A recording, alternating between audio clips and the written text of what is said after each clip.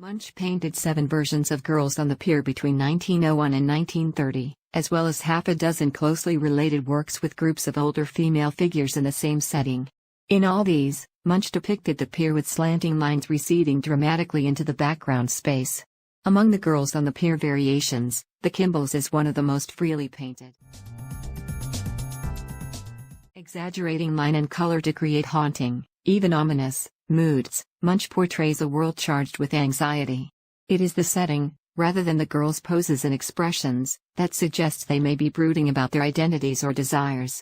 They appear absorbed, like the painter, in their observations of the water, the pier, and the nearby Grand Hotel under a full moon.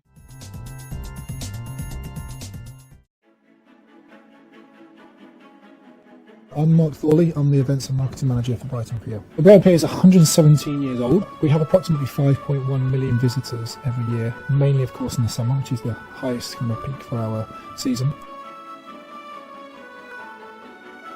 The fun fair at the end of the pier was a new addition in the 90s. That's when the top of the pier got widened, and then in the mid-90s they introduced fun fair rides.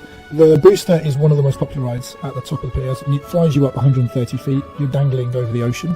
It's definitely not for the shy or nervous types, especially if you suffer from vertigo.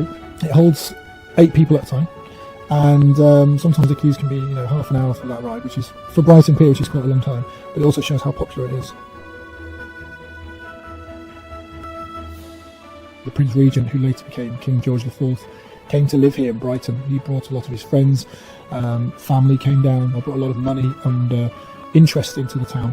And people then started to step away from London and come to Brighton. Moving forward from that, in the 1950s, when the British tourism...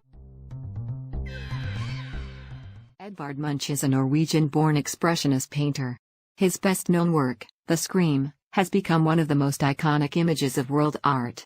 In the late 20th century, he played a great role in German expressionism and the art form that later followed, namely because of the strong mental anguish that was displayed in many of the pieces that he created.